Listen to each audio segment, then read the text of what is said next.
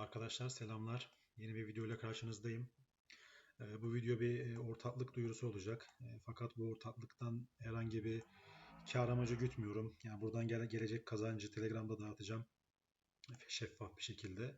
Sadece buradaki mantığı anlamanızı istiyorum. Şu an şu içinde bulunduğumuz durum için bir tık mantıklı bir olay var burada.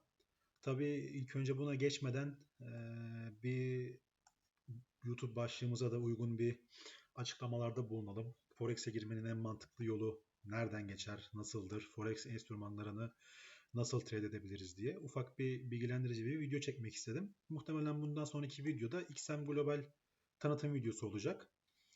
Tabii ilk önce bir anlatalım buradaki olayın matematiğini. Şimdi sizin Forex finansal piyasalarında trade edebilmeniz için Forex enstrümanlarını aracı kurumlara ihtiyacınız var. Bu aracı kurumlarda da iki şekilde erişebilirsiniz. Ya fon firmalarıyla trade edeceksiniz veya gideceksiniz broker'dan kendi bakiyenizle trade edeceksiniz. Şimdi bunların artıları ve eksileri kendi işlerinde var. Yani bazı durumlarda fon firmaları çok mantıklı. Bazı durumlarda brokerları kullanmak çok mantıklı. Şimdi örneğin fon firmalarından yola çıkalım. Şu an piyasada ortalama 55K'lık bir fon, 5000 dolarlık bir fon 50 dolara satılıyor. 50 dolara 5000 dolarlık bir fon alıyorsunuz. Peki sizi nasıl bir problemler bekliyor? Ya problem demeyelim de nasıl bir sorumluluk bekliyor bunu aldığınız zaman? Size bu adamlar diyor ki ya kardeşim sen diyor 50 dolara diyor 5K'lık fonu aldın diyor. İlk önce diyor %1 riske ederek yani 50 dolar riske ederek faz 1 aşamasında total bakiyeye %9 kazanç sağlamalısın diyor. Yani 450 dolarlık bir faz 1'de bir kazanç sağlaman gerekiyor. Ve işlem başına 50 dolar riske ederek. Daha sonra sen bu aşamayı geçiyorsun. Tabii trade kurallarına da uyarak birazdan değineceğim o kurallara da. Seni faz 2'ye alıyor. Faz 2'de de diyor ki tamam kardeşim sen faz 1'i geçtin diyor. Daha sonra diyor bu faz 2'yi diyor yine %1 riske ederek yani 50 dolar riske ederek bana diyor %4,5 bir kazanç sağlamalısın diyor total bakiyeden. Yani 5K'nın %4,5'u ne yapıyor? 225 dolarlık bir kazanç daha sağlaman gerekiyor diyor. Çok güzel. Sen bunu da kazandıktan sonra yani bu %9 ve %4,5'luk bir büyümeyi sağladıktan sonra seni live hesaba geçiriyor. Ve live hesaba geçirdikten sonra diyor ki ya kardeşim diyor sen live'a geçtin diyor. Ama diyor senin totalde riske edebileceğin diyor bir yüzdelik yani %1. Sen totalde sadece %1 riske edebiliyorsun o gün. Yani atıyorum burada faz aşamalarındayken sen %1, %1, %1 4 tane poz açtın. Sen live'dayken bunu açamıyorsun. Yani şöyle %25, 25, 25 açıp %1'i totalde toplayıp açabilirsin. Yani live hesaba geçtiğinde total riskin %1'den fazla olamaz. Bu kural var fon firmalarında. Kazanç durumunda payout talebinde 7 veya 14 gün içinde gönderebilirsin. Bu da hesabı alırken başta bildiriyorsun. Atıyorum sen diyorsun ki hani ben payout'umu 7 günde almak istiyorum diyorsun. Daha fazla ücret ödüyorsun fonu alırken. Hani 50 dolara değil de atıyorum 60-70 dolara alıyorsun bu 5K'lık fonu. Diğer ihtimalle 14 gün bekliyorsun payout'unu alabilmek için. Total bakiyeden %9 zarar edemezsin. Edersen fon patlar. Günlük %4,5'dan fazla zarar edemezsin. Yine fon patlar.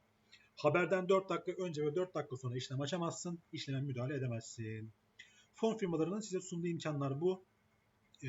Bu ne zaman mantıklı oluyor bu fon firmalar ile trade etmek? Birazdan değineceğim ona. Peki broker'da nasıl bir olay var? Broker'da haber yasağı yok, lot kısıtlaması yok. Riskini tamamen kendin belirliyorsun. Her gün çekim talebi bulunabiliyorsun. Buradaki yazdığım yazıları okudum zaten şu anda. Ekstra buna ne ekleyebilirim? Şu an aklıma bir şey gelmiyor fakat ben zaten siz yüksek balans ya bakiyeniz arttıkça sizin brokerlardan trade etmeniz daha mantıklı hale gelecek zaten. Sen şimdi diyorsun ki ya ben atıyorum 50 bin 100 bin dolar bakiyem yok ben neden broker kullanayım şu an için. Evet mantıklı değil normalde bu başlangıç seviyesinde ama şu an XM Global'in bir kampanyası var. Bu kampanyada şöyle arkadaşlar. Siz HeatRate koduyla aşağıdaki linkten kaydolduğunuz zaman size 30 dolar bir bonus yatırıyor. Siz bu 30 dolarla istediğiniz kadar işlem açıp kapatabiliyorsunuz. Kazancınızı çekebiliyorsunuz. Artı buna ekstra olarak ne kadar bakiye yatırırsanız çarpı 2 o kadar size bonus daha veriyor 500 dolara kadar. Örneğin siz 100 dolar bir bakiye yatırımı yaptınız.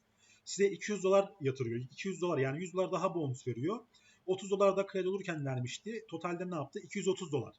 Yani siz aslında 100 dolar yatırdınız ama 230 dolar bakiyenizde bir para görünüyor orada. Peki siz burada nasıl bir matematik kullanabilirsiniz? Nasıl bir risk belirlemesi yapabilirsiniz burada dostlar? Sen bu 230 dolara gidersin. Hani burada total risk %1'di ya zaten. Sen de git orada atıyorum 40 dolara veya 30 dolar yap bir arını. Ne yapıyor? 6 ar 7 ar yapıyor. Sen yani bir anda şöyle düşünün. Bu kampanyayı kullandığınız zaman size bir anda live bir şekilde 5K fon verilmiş gibi düşünün. Ama bu trade kuralları da yok. Tamamen özgürsünüz. Size direkt bunu veriyor. Bunun yanı sıra söylediğim gibi burada %1 bir kuralınız yok. Yani 7 gün beklemiyorsunuz, 14 gün beklemiyorsunuz. Yani bunun matematiği tamamen buna dayanıyor. Siz atıyorum girdiniz 100 dolara yükleme yaptınız. Tabii 500 dolar da yükleyebilirsiniz. 300 fark etmiyor. Sizin bütçeniz ne kadar el veriyorsa. Şu an için bu kampanya çok mantıklı. Yani 230 dolar bu söylediğim matematikte bakende para görünüyor. Sen bunu 30-40 dolara böldün. 6 ay 7 ar direkt risk edebileceğin bir arın var. Atıyorum sen gittin günde bir ar 2 ar kazandın.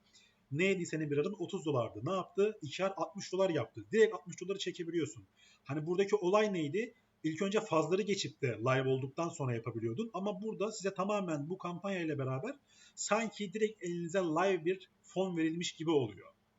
Peki bu fon firmalarını kullanmak ne zaman mantıklı hale geliyor? Bu fon firmalarını kullanmak dostlar 50K ve 100K hesaplar için geçerli.